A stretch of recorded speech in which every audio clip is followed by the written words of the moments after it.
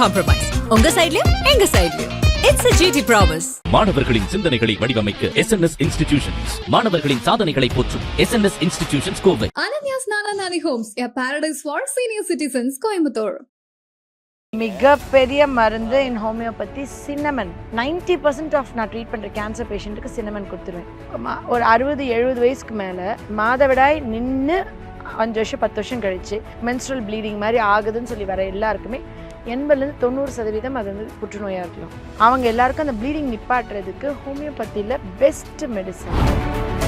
Over bleeding ஆகிற பெண்கள் வந்துட்டு ஒரு வாழைப்பூ வாங்கணும், நடுவில் இருக்க நரம்பை எடுத்துட்டு அரைச்சி ஒரு 90 days குடிச்சாங்கன்னா அந்த ஓவர் ப்ளீடிங்லாம் கண்ட்ரோல் ஆகும். நேச்சுரல் ப்ரொஜெஸ்ட்ரான், அதே மாதிரி இன்னொரு நேச்சுரல் ப்ரொஜெஸ்ட்ரான் தான் இது. என்கிட்ட ஒரு பேஷண்ட் சொன்னாங்க, கர்ப்பப்பை நீங்கள் இவ்வளோ அனிமிக் ஆகுறீங்கம்மா, நீங்கள் இவ்வளோ ப்ராப்ளம் இருக்குது, ஆனால் ஏன் இந்த கர்ப்பப்பை எடுக்கக்கூடாதுன்னு நினைக்கிறீங்கன்னு நான் கேட்டப்ப அந்த அம்மா சொன்னது என்னுடைய தலையில் ஓங்கி அடித்த மாதிரி இருந்தது.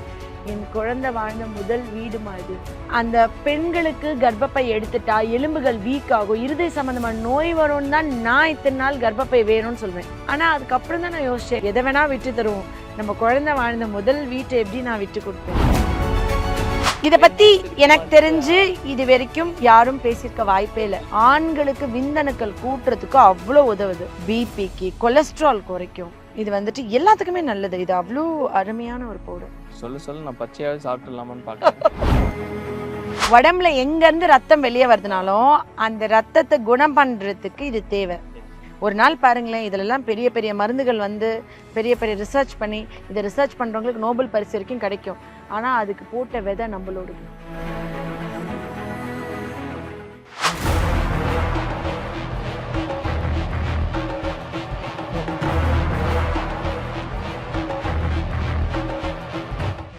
கலாட்டா நேயர்களுக்கு வணக்கம். நான் சரவண ராம்குமார். இன்னைக்கு நம்மோட டாக்டர் ஆஷா லெனின் அவர்கள் இருக்காங்க. இன்னைக்கு ரொம்ப முக்கியமான ஒரு விஷயத்தை பற்றி பேசுறதா இருக்கோம். அதுக்காக தான் இங்கே ட்ரேல வச்சிருக்கோம் இல்லையா, இதுதான் சின்ன சைஸ் புல்லாங்குழல் இல்லையா? ஓகே, இது வந்து இது தெரியுமா? அது பட்டை. இது வந்து பிரியாணியில் போடுவோம். ஆமாம், அதுவே தான் இது சுருள் பட்டை. ஓ அதே தானே இது? மோகன் பாருங்க எவ்வளோ வாசனையாக இருக்கு, ரொம்ப சூப்பரா இருக்குல்ல? பிரியாணி வாசனை வருது மேடம். பிரியாணி வாசனை வந்துருச்சா? ஓகே, ஆமா, இதெல்லாம் சேர்ந்தது தானே பிரியாணி. நிச்சயமா. ஆக்சுவலி 2 டைப் இருக்கு, ரெண்டுமே மெடிசனல் ப்ராப்பர்ட்டி தான். இது வந்து வெளியில இருக்கிற அவுட்டர் லேயர், இது அதுக்குள்ளார இருக்கிற லேயர். ஓ இது உள்ள இருக்கிறதா? இது பட்டை மரத்திலேயே இது கொஞ்சம் விலை கொஞ்சம் கம்மியா இருக்கும், இது கொஞ்சம் விலை காஸ்ட்லியா இருக்கும். ஒரு மரத்தோட வெளியில அவுட்டர் லேயரை எடுத்துட்டாங்கன்னா அது வந்து பட்டை. அதோட உள்ள லேயரை ஜஸ்ட் இந்த ரப்பர் ட்ரீல இது பண்ற மாதிரி ஒரு லேயர் பீல் பண்ணா அது இந்த மாதிரி சுருண்டு காய வைக்கும் போது. பச்சையா இருக்கும் போது ஒரு மாதிரி இருக்கும், காஞ்ச அப்புறம் இப்படி இருக்கும். ரொம்ப நல்லா இருக்குல்ல? இதுக்கு நிறைய மருத்துவ குணம் இருக்கு அப்படிங்களா நீங்க இது சொன்னீங்க? மிகப்பெரிய மருந்து இன் ஹோமியோபதி சின்னமன். ஓ, நான் எதுக்கெல்லாம் இந்த சின்னமன் கொடுப்பேன்னா, கேட்டா நீங்க ரொம்ப சர்ப்ரைஸ் ஆவீங்க. நிறைய 90% ஆஃப் நான் ட்ரீட் பண்ற கேன்சர் பேஷண்ட்டுக்கு சின்னமன் கொடுத்துருவேன். எதுக்கு கொடுப்பேன்னா, கேன்சர் வந்து புண்ணு வந்து ஓப்பனா இல்லாம, ஓப்பன் ஊண்டா இல்லாம அந்த புண்ணு வந்துட்டு ஆனா ப்ளீட் ஆகுது. சப்போஸ் கர்ப்பப்பை கேன்சர் ஒரு 60-70 வயசுக்கு மேல மாதவிடாய் நின்று 5 வருஷம் 10 வருஷம் கழிச்சு மென்ஸ்ட்ரல் ப்ளீடிங் மாதிரி ஆகுதுன்னு சொல்லி வர எல்லாருக்குமே 80-90% அது வந்து புற்றுநோயா இருக்கலாம். அவங்க எல்லாருக்கும் அந்த ப்ளீடிங் நிப்பாட்டுறதுக்கு ஹோமியோபதியில் best medicine. First thing, any bleeding, over bleeding, menorrhagia. Actually நான் சொல்லணும்னா, குழந்தை இல்லாமல் வராங்கல்ல, குழந்தை இல்லாமல் வர எல்லாருக்கும் இன்னைக்கு ஒரு ஹோம் ரெமெடி சொல்கிறோம். இந்த புண்ணியத்தை நான் பாதி SRK பாதி ஷேர் பண்ணிக்கிறோம். இந்த பக்கம் பட்டை உங்களுக்கு, இந்த பக்கம் பட்டை எனக்கு. இதில் சொல்கிற மருத்துவ பயன்களில் வர புண்ணியம் ஃபுல்லாக நீங்கள் பாதி எடுத்துக்கோங்க, நான் பாதி எடுத்துக்கிறேன். குழந்தை இல்லைன்னு நினச்சி நிறைய ட்ரை பண்ணுற ஆண் பெண் எல்லாருமே நைட் தூங்க போகும்போது 1 டம்ளர் பாலில் இந்த சுருள் பட்டையை மிக்ஸில் அரைச்சி பவுடர் பண்ணிடுங்க. ஒரு பிஞ்ச் மார்னிங் அண்ட் நைட் 2 நேரம் கூட குடிக்கலாம். இல்லை நைட் தூங்க போகும் பெட் டைமில் ஒரு பிஞ்ச் அந்த பாலில் போட்டு பாயில் பண்ணலாம். வெயிட் குறைக்கணும், ரொம்ப குண்டாக இருக்கும் குழந்தைலாம் நினைக்கிறவங்க, கொதிக்கிற தண்ணியில் இதை கொஞ்சம் போட்டு கொதிக்க வச்சிங்கன்னா ஒரு லைட் கோல்டன் ப்ரௌன் கலர் மாறும். அந்த தண்ணியை நீங்கள் ரெகுலராக குடிச்சிங்கன்னா சீக்கிரமாக கன்சீவ் ஆயிடுவீங்க. ஏன் அப்படின்னு சொன்னால் இது பண்ணி கன்சீவ் ஆகலைன்னா அப்புறம் நீங்கள் டாக்டர் கிட்ட வாங்க. வீட்டில் இருக்கீங்க, இப்போ கல்யாணம் ஆன புதுசுனா இது ப்ரொஜெஸ்ட்ரான் கூடி பெண்களுக்கு ப்ரொஜெஸ்ட்ரான்றது வந்து நம்ம கருத்தரிச்ச குழந்தை கலைஞ்சிராமல் இருக்கிறதுக்கெல்லாம் தேவையில்ல. டெஸ்டோஸ்டிரான் கம்மியாகுது. குறிப்பாக பிசிஓஎஸ் இருக்கிறவங்க, பாலிசிஸ்டிக் ஒவேரியன் சிண்ட்ரோம் இருக்கிற பெண்களுக்கு மாதவிடாய் ரெகுலேட் பண்ண, அப்புறம் ஓவர் ப்ளீடிங் ஆகாமல் தடுக்கிறதுக்கும் சப்போர்ட் பண்ணுது. 2 மாதம் 3 மாதம் மாதவிடாய் ஆகலை ஆனால் கொட்டுது அப்படின்னு சொல்கிறவங்களுக்கு, ஓவர் ப்ளீடிங் ஆகிற பெண்கள் வந்துட்டு ஒரு வாழைப்பூ வாங்கணும். ஒரு பட்டையில் 10 பூ இருக்கும். நடுவில் இருக்க நரம்பு எடுத்துட்டு அரைச்சி ஒரு 90 days குடிச்சாங்கன்னா இந்த ஓவர் ப்ளீடிங்லாம் கண்ட்ரோல் ஆகும். Natural progesterone. அதே மாதிரி இன்னொரு நேச்சுரல் ப்ரொஜெஸ்ட்ரான் தான் இது. வாழைப்பூவும் குடிக்கலாம், இதுவும் குடிக்கலாம். ஸோ இந்த ஓவர் ப்ளீடிங் குறையும். நிறைய பெண்களுக்கு இந்த மெனோபாசல் ஏஜ்னு சொல்லுவோம், 40லேருந்து ஒரு 50 வயசுக்குள்ள மாதவிடா நிற்கிற வயசில் என்ன ஆகும்னா ப்ளீடிங் கண்ட்ரோலே பண்ணாமல் ரொம்ப போகும். இதனால கர்ப்பப்பையை எடுப்பாங்க.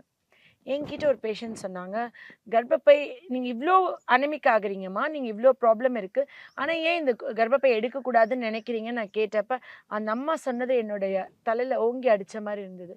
என் குழந்தை வாழ்ந்த முதல் வீடுமா இது. ரொம்ப நாள் ஒரு வீட்டில் வாடகைக்கு இருக்கோம், அந்த வீட்டை மாறி இன்னொரு வீட்டுக்கு போகும்போது சொந்த வீடு கட்டி தான் போயிருப்போம். சொந்த வீட்டுக்கு வந்த சந்தோஷத்தை மீறி மனசில் ஓரமாக அந்த வீட்டை மிஸ் பண்ணுற ஒரு ஃபீலிங் இருக்கும் இல்லைம்மா. என் குழந்தை முதல் வாழ்ந்த வீடுமா, கோயில்மா அது. என் குழந்தை என்னை விட்டு பிரிஞ்சு போகலாம், கல்யாணம் பண்ணலாம், அவனுக்கே குழந்தை பிறக்கலாம், ஆனால் அவன் என்கிட்ட வாழ்ந்த அந்த வீட்டை எப்படிமா அவன் மறக்க முடியும்? அவன் மறந்து போனாலும் எனக்கு அது கிஃப்ட்டுமா, அது என்னுடைய சொத்துமா சொன்னாங்க. என் குழந்தையோட வீட்டு வாசல் வந்துட்டு வாசலில் புண்ணு. எனக்கு இந்த வார்த்தையில் எங்கம்மா கண்டுபிடிச்சிங்க? இவ்வளோ எமோஷ்னலாக இது பேச முடியுமா? அந்த பெண்களுக்கு கர்ப்பப்பை எடுத்துட்டா எலும்புகள் வீக் ஆகும், இருதய சம்மந்தமான நோய் வரும்னு தான் நான் இத்தனை நாள் கர்ப்பப்பை வேணும்னு சொல்வேன். கர்ப்பப்பை ஏன்னா அவங்களுக்கு வந்துட்டு அந்த யூட்ரஸ் இருந்தால் தான் அவங்க போன்ஸை காப்பாற்றலாம், ஹார்ட் டிசீஸ் வராமல் ப்ரிவெண்ட் பண்ணலாம். ஸோ யூட்ரஸ் வேணும்னு மெடிக்கலாக சொல்லிட்டு இருந்தேன். ஆனால் அதுக்கப்புறம் தான் நான் யோசித்தேன், அதுக்கப்புறம் இருந்து எனக்கு ஒரு ஃபீலிங் வந்தது, ஆமாம்ல முதல்ல என்னுடைய மகனும் வாழ்ந்த வீடு தானே அது, அவங்க இருந்த ஒரு இடம், அதை நான் எவ்வளோ பத்திரமா வச்சுக்கணும்னு நினைப்பேன்ல. அதை எடுக்கும்போது ஒவ்வொரு பெண்ணும் ஏன் அழுகுறாங்க, ஏன் இவ்வளோ எமோஷனலாக இவ்வளோ டிப்ரெஸ் ஆகிறாங்கன்னு எனக்கு அன்னைக்கு வந்துட்டு ஒரு இங்கே அடித்த மாதிரி இருந்தது. நானே ஃபீல் பண்ணல, இது வரைக்கும் நானே யோசிச்சதில்ல. அது எவ்வளோ சென்டிமெண்ட்டாக இருக்குல்ல. கேட்குற ஒவ்வொரு பெண்களுக்கும் அது ரொம்ப ப்ரீஷியஸ். எதை வேணால் விட்டு தருவோம், நம்ம குழந்தை வாழ்ந்த முதல் வீட்டை எப்படி நான் விட்டு கொடுப்பேன்? அது வந்துட்டு நம்ம உயிருள்ள வரைக்கும் நம்ம கூடயே அதை எடுத்துகிட்டு போகணும்னு நினைப்போம்ல, நம்மளுக்கு அது ஒரு ப்ரீஷியஸான விஷயம் இல்லை. இந்த மாதிரி இருக்கிற பெண்கள் வந்துட்டு இந்த மாதிரி ஓவர் ப்ளீடிங் ஆகுது, பிரச்சனை ஆகுதுன்னு சொன்னால் நீங்கள் இதை வந்துட்டு ஒரு பிஞ்ச் வந்து எடுத்து குடிச்சு பாருங்கள், அவ்வளோ நல்ல ரிசல்ட் இருக்கும். ரொம்ப முக்கியமாக நிறைய ஃபோன் டிவி பார்த்து மொபைல் அடிக்டாக இருக்கிற எல்லாருக்கும் உங்கள் குழந்தைங்க நீங்களே அடிக்டாக இருக்கீங்கன்னு வச்சுக்கோங்களேன், என் உடம்புல நிறைய டோப்பமைன் செக்ரீட் ஆகும். இந்த டோப்பமைன் தான் நார் எப்பினெஃப்ரினாக மாறும். இந்த நார் எப்பினெஃப்ரினோட வேலை என்னென்னா ஃப்ளைட் ஆர் ஃபைட். இப்போ நாய் கடிக்க வந்து டக்குன்னு ரியாக்ட் பண்ணுறல, அது வந்து இந்த நார் எப்பினெஃப்ரினோட வேலை. அப்புறம் நான் தூங்கிட்டே இல்லாமல் காலையில் ஆயிடுச்சு நான் முழிச்சுக்கணும்னு சொல்கிறேன்ல, அதெல்லாம் இந்த நார் எப்பினெஃப்ரினோட வேலை. பட் ரொம்ப நிறைய நார் எப்பினெஃப்ரின் செக்ரீட் ஆச்சுன்னா தூங்கவே மாட்டாங்க. இந்த ஸ்பெஷல் கிட்ஸ்லாம் தூங்குறதே இல்லை, நைட்லலாம் தூங்கவே மாட்டேங்கிறாங்க, முழிச்சே இருக்காங்க, டயர்டே ஆக மாட்டேங்கிறாங்க, கால்கை வலிக்கவே மாட்டேங்குதா, ரெஸ்ட்டே எடுக்க மாட்டேங்கிறாங்கன்னு சொன்னால் இந்த டோப்பமைன் நார் எப்பினெஃப்ரின் அங்கே தாண்டவம் ஆடிட்டுருக்குன்னு அர்த்தம். நீங்கள் இந்த சுருள் பட்டையை நைட்டில் பாலில் கொதிக்க வச்சு உங்கள் குழந்தைங்களுக்கு கொடுத்தீங்கன்னா இது வந்து நார் எப்பினெஃப்ரினை குறைச்சி மெலட்டோனினும் செரட்டோனினையும் கூட்டி உங்கள் குழந்தைங்களோட சேட்டையை குறைச்சி காக்னிட்டிவை கூட்டி நல்லா தூங்க வைக்கும். அது ரெகுலர் ப்ராக்டிஸாக பண்ணலாம். நான் நிறைய டைப் ஆஃப் கேன்சர்ஸ்க்கு இது கொடுப்பேன். ஆக்சுவலி இது ரெகுலராக சாப்பிட்டா வெயிட் ரெடியூஸ் ஆகும், நம்ம ஹாப்பியாகவும் இருக்கலாம், ஹார்மோன்ஸ் ரெடியூஸ் ஆகும். இந்த ப்ரீமென்ஸ்ட்ரல் போஸ்ட் மென்ஸ்ட்ரல் மெனோபாஸ் ஏஜில் வர ஸ்ட்ரெஸ்ஸு டிப்ரெஷன் எல்லாத்துக்கும் இது ஒரு பெஸ்ட் மெடிசன் போல். சுருள் பட்டை வந்து எனக்கு தெரிஞ்சு குழந்தைங்களுக்கு every special child ADHD autism இருக்கிற குழந்தைங்களுக்கு நீங்கள் சேர்த்த வேண்டிய உணவில் ஒன்று அவங்க சாப்பிட்ற சாப்பாடில் ஸ்ப்ரே அந்த பொடியை தூவி விட்டுட்டு ஊட்டி விட்டால் கூட ஓகே தான். இது வந்து அவங்களுக்கு காக்னிட்டிவ் கிரகிக்க திங்க் பண்ண பாடி வந்துட்டு ஆடிட்டே இல்லாம ஒரு இடத்துல நிலையா நிக்கிறதுக்கு ரொம்ப ஹேண்ட் ஃபிளாப்பிங் பண்றாங்கல்ல, அப்புறம் சாப்பிட்டுட்டே இருக்க குழந்தைங்க இந்த பாலிஃபேஜியா பாலிடிப்ஸியா சாப்பிட்டே இருக்குது, தண்ணி குடிச்சிட்டே இருக்குது. இந்த ஆட்டிசம் குழந்தைங்க டிவி பார்த்துட்டே இருக்கும்போது நிறைய சாப்பிட்டே இருப்பாங்கன்னு சொல்லுவாங்க. ஹைப்போதலாமஸ்ன்றது தான் பிரெயினில் வந்து இந்த சாப்பிட்றதுக்கு ரெஸ்பான்சிபிள். ஆனால் டிவி ஸ்க்ரீன் டைம்னால டைரெக்டாக ஹைப்போதலாமஸ் டிஸ்டர்ப் ஆகுறதுல ஹைப்போதலாமஸ் பிட்யூட்ரி அட்ரினல் அந்த சைக்கிள் டிஸ்டர்ப் ஆகுது. நார் அட்ரினல்ன்றது கிட்னிக்கு மேலக்க சுரபி. அந்த சுரபி தான் ஒரு கணிசமான அளவு நார் எபினெஃப்ரினை செக்ரீட் பண்ணுது பிரெயின் இல்லாமல். ஸோ அந்த நார் எபினெஃப்ரினை வந்துட்டு அந்த இந்த ஆக்சஸ் டிஸ்டர்ப் ஆகிறதுனால தான் ஏடிஹெச்டி குழந்தைக்கு வந்து சாப்பிட்றாங்க கூட. பட் டிவி பார்க்கறனால டைரெக்டாக ஹைப்போதலாமஸ் டிஸ்டர்ப் ஆகி கூட சாப்பிட்றாங்கன்னு தப்பு. நிறைய பேர் தெரியாமல் தப்பாக சொல்கிறாங்க. டைரெக்டாக ஸ்க்ரீன் டைம் வந்து ஹைப்போதலாமஸை டிஸ்டர்ப் பண்ணுறதில்ல. ஆனால் இந்த நம்ம பிரெயினில் இந்த டோப்பமைன்றத வந்து சப்ஸ்டான்ஷியா நைக்ரான்ற பகுதி அதுதான் செக்ரீட் பண்ணுது டோப்பமைன். இந்த டோப்பமைன்றது நம்ம வந்து ரிவார்டு ஹார்மோன் சொல்லுவோம். நம்ம சந்தோஷமாக இருக்கிறதுக்கு எனக்கு ஒரு சாட்டிஸ்ஃபேக்ஷன் ஆகுதுல்ல, அதுக்கெல்லாம் வந்துட்டு இந்த டோப்பமைன் தேவை. இந்த டோப்பமைன் கம்ப்ளீட்டாக எரிஞ்சு போச்சு, காலியாகி போச்சு அப்படின்னா, எப்படி கணையத்தில் இன்சுலின் காலி ஆயிடுச்சுன்னா சர்க்கரை வியாதி வருதோ, அது மாதிரி டோப்பமைன் கம்ப்ளீட்டாக காலி ஆயிடுச்சுன்னா பார்க்கின்சன்ஸ் நோய் வரும். சுருள் பட்டை சாப்பிட்டா டோப்பமைன் ப்ரொடியூஸ் பண்ணுற நியூரான்ஸ் சப்ஸ்டான்ஷியா நைக்ரால திருப்பியும் குணமாகும்னு சொல்லி ஆய்வுகள் பண்ணியிருக்காங்களாம். அப்படின்னு நான் படித்து தெரிஞ்சுக்கிட்டேன். இது என்னோட சொந்த கருத்துல. இது வந்து பார்க்கின்சன், அல்சீமஸ். பார்க்கின்சனுக்கு என்னது, கை கால் ஆடும், உட்கார முடியாது, உடம்பாடும். இதே தான் நிறைய ஃபோன் பார்க்கறனால டோப்பமைன் கூட செக்ரெட்டை கடைசியில் டோப்பமைன் பர்ன் அவுட் ஆகும்போது நார்மலான இவங்களுக்கு ஆட்டிசம் கிட்ஸுக்கு இருக்கு 70. இன்னொரு விஷயம், ஃபோன் டிவி நிறைய பார்த்து எனக்கு 60-70 வயசுல வர வேண்டிய பார்க்கின்சன்ஸ் 30-40 வயசுல சிம்டம்ஸ் ப்ரொடியூஸ் ஆக ஆரம்பிக்குதுன்னு ஆய்வுகள் பண்ண ஆரம்பிக்கிறாங்க. ஸ்க்ரீன் டைம் வந்து ரொம்ப சீக்கிரமா டோப்பமைனை காலி பண்ணிடுமா பிரெயின்ல. ஸோ அந்த டோப்பமைனோட நியூரான் சப்ஸ்டான்ஷியா நைக்ரால இது ஆக்ட் பண்ணுதுன்னு ஒரு ரிசர்ச். நான் அந்த பேப்பர்ஸ் படிக்குமா எனக்கு அவ்வளோ ஆச்சரியமா இருந்தது. ஓகே, இப்போ இதெல்லாம் பண்றாங்க போல இருக்கு. அப்போ இது வந்துட்டு ஆட்டிசம் ஏடிஹெச்டி இருக்கிற கிட்ஸ்க்கு கொடுத்தோம்னா இது வந்துட்டு பிரெயின்ல போய் ஆக்ட் பண்ணி நிறைய சாப்பிட்றதையும் குறைக்குது, கிரேவிங்கை குறைக்குது.